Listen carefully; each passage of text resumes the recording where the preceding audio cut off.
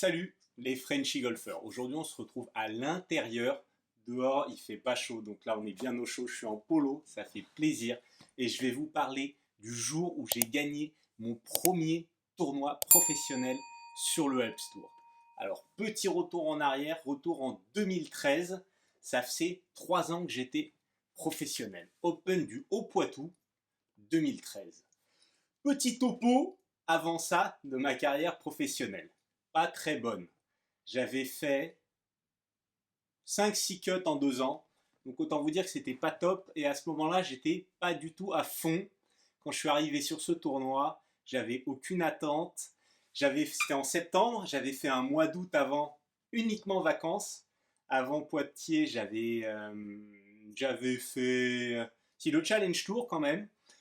Le Challenge Tour à Pléneuf. Et après, boum, j'étais parti là-bas. Aucune attente sur ce tournoi, je l'avais fait 2 fois, jamais passé le cut. Donc bon, pour vous dire que j'étais pas là pour gagner, du tout. Je me rappelle, premier jour, je joue pas trop mal. Je fais -2, c'était pas mal, ça me met top 10. -2, ça me met top 10, c'était bien. Deuxième jour, par contre, donc ça c'était le premier jour. Deuxième jour, là j'étais en feu. J'étais en feu. Les putts, j'ai dû faire 25-26 putts sur le parcours. J'étais en feu, je fais -6. -6, je me rappelle, sur le dernier trou, je me mets dans un arbre, je la joue, je fais 2 coups, sortie, enfin, cheap putt, incroyable. Franchement, j'étais sur un nuage, -6. J'arrive au recording, machin. Voilà, je savais que c'était un bon résultat quand même. Et là, je finis la journée et j'étais en tête du tournoi. J'étais en tête d'un tournoi professionnel, alors que j'avais jamais fait un top 10 sur les 2 années avant. Avec 2 coups d'avance. 2 coups d'avance à ce moment-là. Et ouais, moi j'étais -8 sur 2 jours. Le deuxième était à -6. Bon là, je commence à sentir un peu la pression qui monte quand même, parce que je me dis, waouh, je suis en tête d'un tournoi, qu'est-ce que je vais faire? Qu'est-ce qui va se passer? Je me rappelle, tu me pardonneras, hein, ma chérie, mais à l'époque, j'avais mon ex-copine qui m'avait cadayé, qui était venue avec moi sur le tournoi et qui m'avait cadayé les 2 premiers tours. Donc déjà, j'étais pas tout seul. Ça me faisait du bien et donc elle me cadayait encore sur le 3e jour. Je me rappelle, j'arrive sur ce 3e jour, pas très bien dormi la nuit, beaucoup de mal à m'endormir, j'étais vraiment stressé quoi. Je me disais, qu'est-ce qui va bien pouvoir m'arriver demain? J'arrive, je me rappelle, je jouais avec Steven Brown, un Anglais qui a joué sur le tour maintenant, et un autre joueur, je ne me rappelle plus exactement. Donc je commence la partie, plutôt bien, j'arrive au 1, je mets sur le fairway, bon, j'avais du mal à tenir le club quand même au départ du 1, mais le 1 c'est un par 4, le 1 à Poitiers, par 4 complètement descendant, donc en général on tape drive, et puis il reste un petit coup derrière, mais c'est pas facile quand même, parce que de tout en haut, le fairway est complètement en contrebas, donc pas évident. D'ailleurs moi je mets sur le fairway, green en régulation, 2 putts, bon démarrage. J'arrive au deuxième trou, par 3, petit par 3, en général on joue fer 8, fer 8, fer 7. Moi je me rappelle, j'avais joué un fer 8, le drapeau était, il y a 2 plateaux comme ça, un petit haricot, fer 8, je la mets un très bon shot à 2 mètres du trou sur la partie basse. C'est un double plateau, donc partie basse à droite, et là je rentre le putt, birdie. Bon, plutôt bien quand même, j'avais déjà 2 coups d'avance, ça veut dire que je faisais un birdie, j'avais des chances d'en avoir 3. J'arrive au trou d'après, trou pas facile du tout. Une rigole à 270 mètres, donc on est en général obligé de prendre bois 3 pour rester 20-30 mètres devant. Il reste un long coup. C'est un par 4 et derrière il reste en général fer 6. Et bah là, c'est exactement ce que je tape. Je tape bois 3 bien sur le fairway, devant la rigole. Derrière, coup de fer 6 un peu punché, il y avait un léger vent de face à ce moment-là. Sur le green, 2 putts par. À ce moment-là, je me sentais pousser des ailes, quoi. Je ne faisais pas le poulet, mais je me sentais pousser des ailes. J'arrive au trou d'après. Et là, pas facile. Trou par 4, dogleg gauche, avec beaucoup d'arbres à droite. Si tu rates à droite, en général, on prend fer 2. D'ailleurs, j'ai pris fer 2. Si on rate à droite, on ne peut pas aller au green. Et si on rate à gauche, on ne peut pas vraiment y aller, mais on a déjà plus de chance. Bon, bah, moi, je rate à droite. Voilà, pas un mauvais shot. Coup de fer 2 un peu refusé. Peut-être la tension qui commence à monter, je ne sais pas. Enfin, bon, je rate à droite. Coup de recentrage.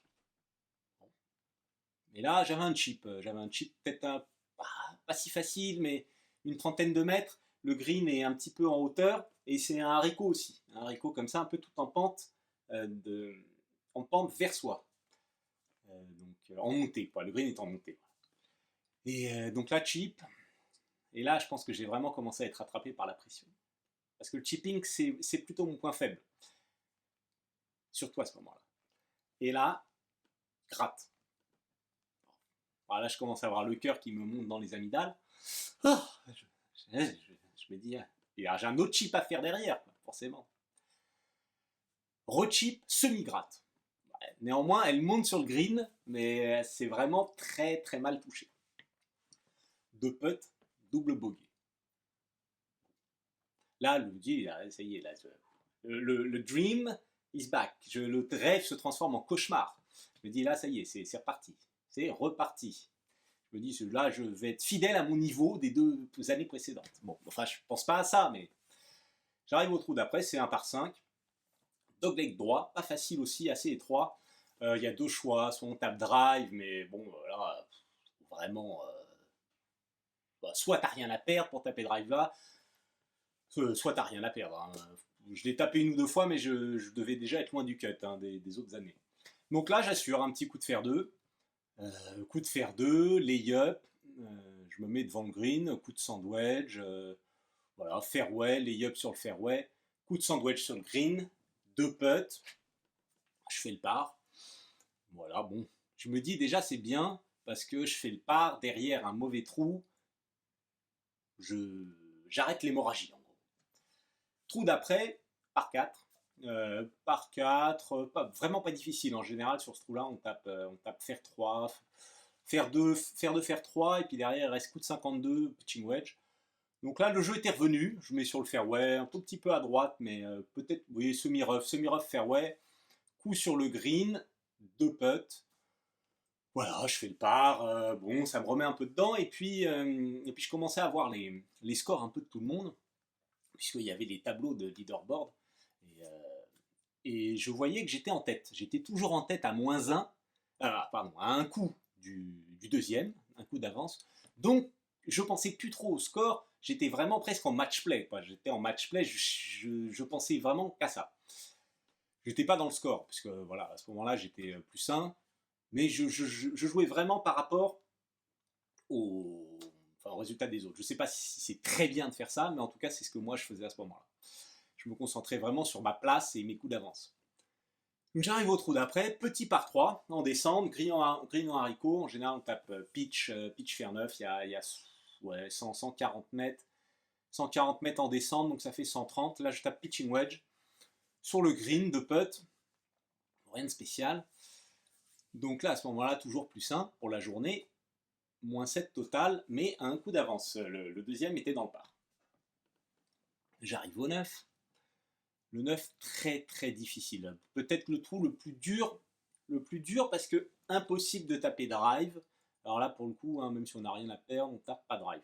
Donc coup de fer 2 ou bois 3 éventuellement, ou même fer 3 un petit peu court. Et c'est très étroit, le fairway est tout en descente de gauche à droite. Et dès qu'on part un tout petit peu à droite, la balle s'échappe et là, c'est hasta luego.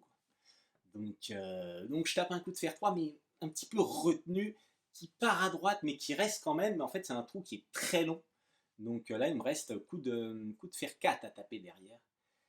Donc, coup de fer 4 à taper derrière. En plus, il y a un peu des arbres, donc il faut que je la mette un petit peu basse en fade pour aller jusqu'au green. Là, c'est pareil, je joue pas le coup à fond.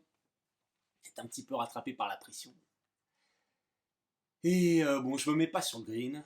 Je me mets 10-15 mètres du green. Chip, 2 putts, bogey. Voilà, derrière le green du 9, il y avait le leaderboard. Voilà, j'étais toujours leader, mais ex aequo cette fois. Donc à -6, voilà, Moins 6, j'étais moins bien. Donc voilà, là, on est au 9. On arrive au départ du 10. J'étais toujours en tête. J'étais content quand même parce que j'étais plus 2. Néanmoins, j'étais en tête. Donc voilà, je me concentrais vraiment sur ça. Donc là, j'arrive au 10. Je me mets un petit peu dans le rough à droite. C'est un trou, un par 4, pardon, qui est encore en dévers de gauche à droite. Là-bas, c'est une habitude. Donc de gauche à droite comme ça, je tape bois 3, mais qui glisse un petit peu et je me retrouve un petit peu dans le rough. Donc là, j'ai un coup de pitching wedge. Mais du rough, malheureusement, je tape un bon coup, mais s'échappe encore un peu à droite. Et elle va se mettre derrière le green. Voilà, parce que j'ai fait un fly en fait. J'étais dans le rough, et le rough, ça empêche parfois de mettre du spin. Et là-bas, elle fly, elle gagne 15 mètres. Et là, c'est ce qui m'est arrivé. Donc je gagne 15 mètres, je me mets derrière. Et là, j'ai un chip, somme toute simple, hein, vraiment, rien de spécial. Mais pour moi, c'était compliqué quand même, parce que j'ai fait une gratte, encore. Voilà, comme au trou numéro 4, gratte. Voilà, donc alors là, je me disais, je vais refaire double bogey, les chances de victoire, elles s'envolent. Hein. Gratte, bon. Deuxième chip, vraiment pas terrible. Je me mets à 4 mètres du trou. Bah, j'avais 4 mètres pour bogey. Pas top. Vraiment pas top. Je me rappelle en plus, ce green il est tout en pente de gauche à droite quand on est face. Donc moi j'étais resté court, donc c'était un putt de 3-4 mètres avec une grosse pente droite-gauche. Et là je la putt, je la vois rouler, elle vient bien, et elle boite. Et là, j'étais content quand même. Je me disais là, tout n'est pas perdu. J'ai plus qu'un coup de retard, tout n'est pas perdu. Puis je sauve le bogey quand même. Là j'arrive au trou d'après, je l'aime bien ce trou, c'est un par 5. Dogleg gauche complet, on drive en mettant la balle vraiment très très haute comme ça. On passe au-dessus des arbres. Et derrière, il faut quand même la porter assez loin parce qu'il y a des arbres, en fait, c'est vraiment dogleg, mais en fait, on coupe tout et c'est un par 5 qui est vraiment chopable en deux. Donc là, voilà, je vérifie juste que j'ai bien mis la vidéo en route. C'est le cas, j'ai bien mis la vidéo en route. Donc je reviens, excusez-moi. Parce que, bon, c'est jamais. Alors oui, au-dessus, je la mets au-dessus, je tape un bon drive, c'est un truc que j'apprécie beaucoup, un très bon drive même. Et là, il me reste faire 5 pour le green. Je mets un bon shot encore sur le green, 2 putts, birdie. Donc voilà, le leader qui était devant moi et dans ma partie également, on était 3, enfin les leaders, eux ils étaient co-leaders, donc moi j'étais un coup derrière. Ils font part sur ce trou-là, donc je me retrouve encore en tête ex aequo. Bon, nickel, je me remets un peu dedans. J'arrive au trou d'après, par 4 dogleg gauche, un trou à birdie, c'est un trou à birdie, hein, clairement. Je tape le drive, pareil, on coupe par-dessus des arbres, c'est un par 4. On se met vraiment très proche, donc là je me mets à 30 mètres du green. J'ai un petit coup de wedge, moyen, je me mets pas très proche. Je me mets à 4 mètres et je fais 2 putts, donc le par. J'arrive au trou d'après, un par 3, avec de l'eau à gauche et devant, comme ça, donc bon, tout ce qu'on aime. Et j'ai 100, je ne me trompe pas, j'ai 160 mètres. 160 mètres, c'est pile ma distance que je fais avec le fer 7. Bon, malheureusement, j'avais plus de fer 7. Je vais vous dire pourquoi. Feu mon fer 7 que j'avais balancé dans l'eau 2 semaines avant, que j'avais jeté de dépit. Voilà. Du coup, j'avais plus de fer 7. Je l'avais remplacé par un club de gaucher dans mon sac qui me servait jamais. Et du coup, j'avais plus de fer 7. Donc voilà. Donc bah, je décide de faire un petit coup de fer 6. Un peu grip court. Tac. Bon shot quand même. Donc je la mets sur le grid, mais un tout petit peu long quand même. Ah ouais, un petit peu. Et celui-là, c'est dur de le tenir trop parce qu'il y a l'eau devant, l'eau à gauche. Donc je me mets un petit peu long. Je fais 2 putts. Bon, part. Voilà. Bon, la petite parenthèse, hein, puis de faire 7. Je vous recommande pas du tout de faire la même chose. J'arrive au trou d'après, c'est un par 5. Chopable en 2, mais très difficilement. Drive bois 3. Pour le choper en 2. Néanmoins, j'essaie quand même. Je tape drive. Un bon coup de drive sur le fairway. Il me reste bois 3, mais fairway avec le drive, donc ça se rétrécit bien, donc moi je mets un bon coup de drive. Coup de bois 3, et là elle s'échappe un peu à droite, parce qu'en fait le danger il est à gauche et derrière le green. Donc elle s'échappe à droite, et là j'ai un chip pas évident. Pas évident du tout, il y a un bunker, le drapeau est pas très loin derrière, donc j'assure le coup, je me mets à 5 mètres, et là, bon, là je fais 2 putts, donc part. Néanmoins, j'étais toujours en tête. J'étais toujours en tête ex aequo avec plus qu'une seule personne, avec Lucas Nemes, qui partageait pas ma partie, qui était dans la partie de devant. Steven Brown avait fait un bogey. Donc voilà. J'arrive au trou d'après. Trou très difficile. Trou numéro 15, 15 du Haut-Poitou, très difficile. Par 4 très long. Dogleg gauche. On peut pas taper drive. On peut taper bois 3.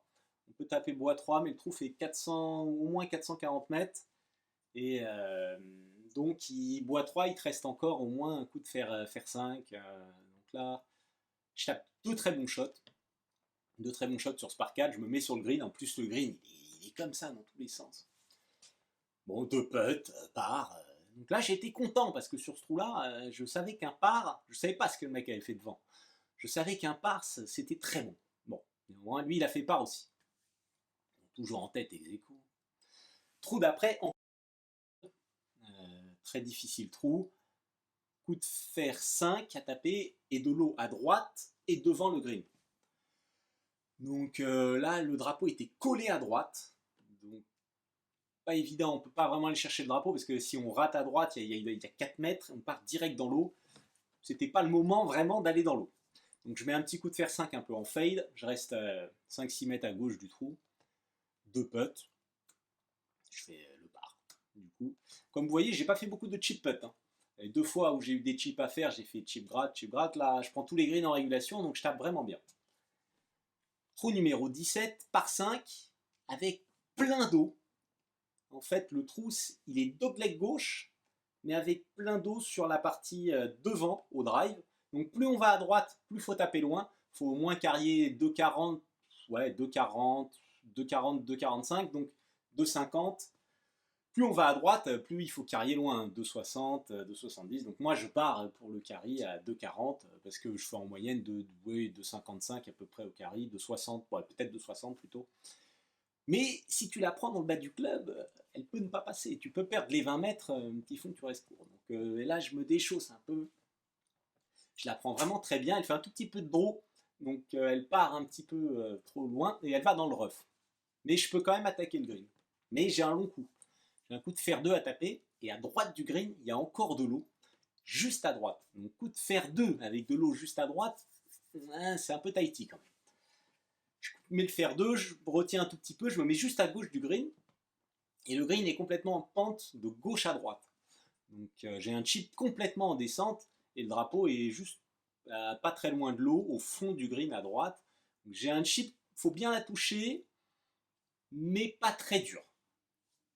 Pas très dur. Je fais un bon chip, je la mets à 2 mètres. Je la mets à 2 mètres et je la mets à 2 mètres un petit peu court. Donc j'ai un putt pas facile.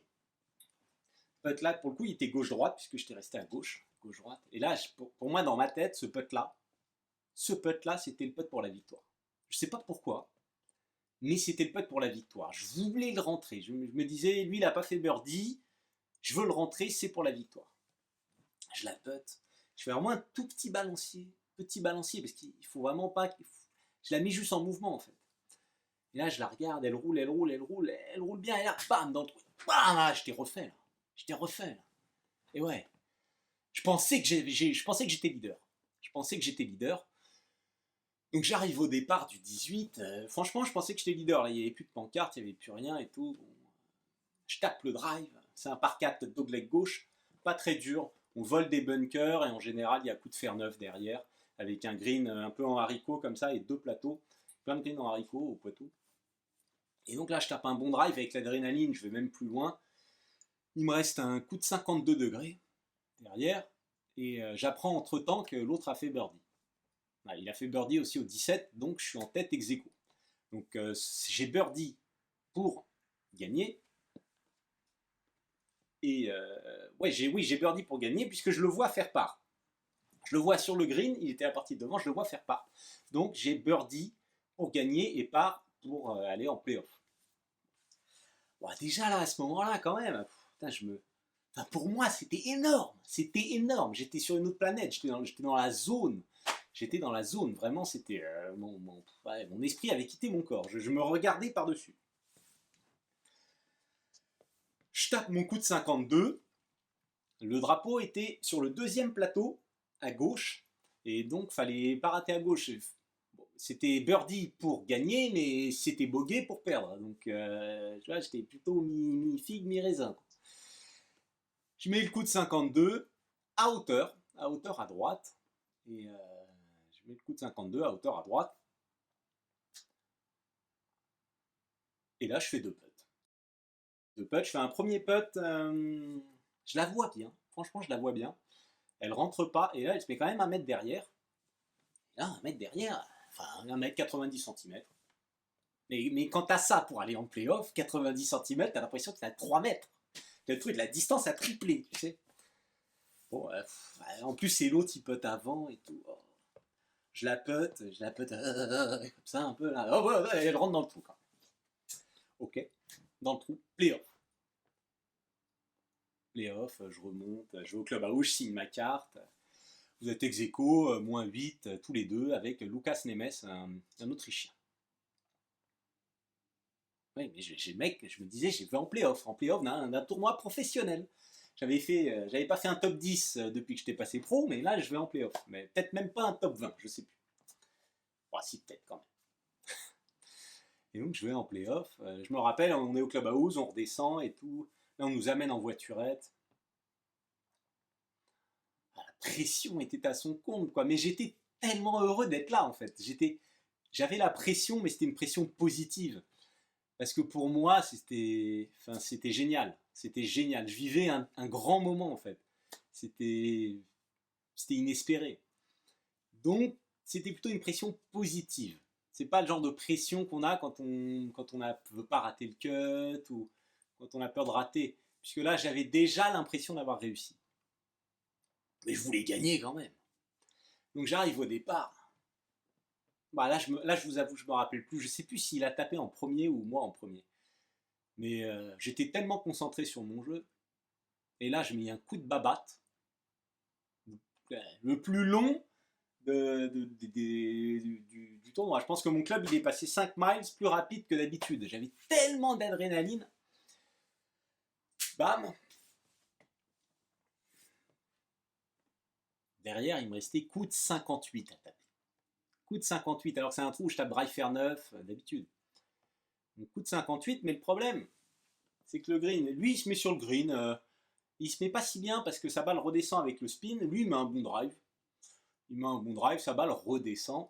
Mais non, pardon, il met un bon drive un peu à droite, mais 30 mètres derrière. Hein, je lui avais mis une maison, le mec, hein, un immeuble. La Tour Eiffel, je lui avais mis.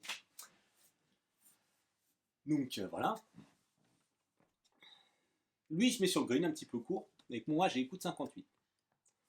Et le problème, c'est que coup de 58, quand tu tapes à fond, j'avais 105, 100 mètres. Non, pardon, j'avais 95 mètres, mais ça prend du spin et les greens étaient mous à ce moment-là. Donc je la tape. Et je savais qu'elle ferait du backspin. Donc là, elle arrive en haut, tape en haut du green, et je la vois, elle redescend. Mais je sais pas jusqu'où, parce qu'en fait, le green est en dévers comme ça. Donc j'arrive, la balle avait fait du spin, et j'étais pas loin. Je m'étais retrouvé à 4 mètres, 4 mètres du trou, à droite. Donc j'avais un putt de 4 mètres. Lui, il était pas bien, il était loin, il avait un putt de 15 mètres. Moi, dans ma tête, je me disais, s'il en fait 2, c'est bien. Il peut en faire 3. Donc j'étais vraiment en bonne position. Et là, ce petit Autrichien, qu'est-ce qu'il me fait? Il putt sa balle. Et là, je le regarde et tout. Moi, je me disais, déjà, s'il fait 2 putts, c'est bien. Et là, sa balle, elle se rapproche du trou. Et là, il commence à faire le mec qui va rentrer sa balle, tu sais. Je me dis, mais non, c'est pas possible, je vais me faire niquer, quoi. Et le mec, sa balle passe à ça du trou. Et mon cœur, il a fait comme ça, l'ascenseur émotionnel. Ah, passe à ça. Il dit ouh, merci. Donc moi, je me retrouve avec mon pote pour gagner le tournoi à 4 mètres. Et en fait, c'était un petit plateau comme ça. J'étais à droite. Et là, j'avais de la pente un peu gauche-droite. Je la sentais un peu. Je la sentais, voilà. Je la jouais extérieur, bord, gauche du trou. Je voulais la rentrer, je voulais vraiment la rentrer, mais au fond de ma tête, je me disais, mais pas une mine avec l'adrénaline, parce que si tu te mets 1,50 m derrière. Mais bon, je voulais la rentrer. Je m'en rappelle, mais comme si c'était hier. Je la putte. Je la putte. Je me relève pas. Je garde les yeux sur la balle. Je regarde le sol une fois que la balle est partie. Je tourne la tête. Là, je regarde la balle rouler. À 2 mètres du trou. Elle avait parcouru 2 mètres. Elle allait pour aller en plein dedans. À 1 mètre, elle n'avait pas bougé. Elle prenait pile la pente que je lui avais imaginée. Ce putt, c'est comme si c'était hier. Elle continue 50 cm. Et là, tu sais qu'à ce moment-là, c'est le moment où normalement, tu te dis elle va rentrer ou elle va pas rentrer. Mais tu peux jamais savoir. Tu peux jamais savoir si elle prend une petite marque, si elle prend un petit truc et tout. Donc là, je commence à frémir. Et elle continue 20 cm du trou.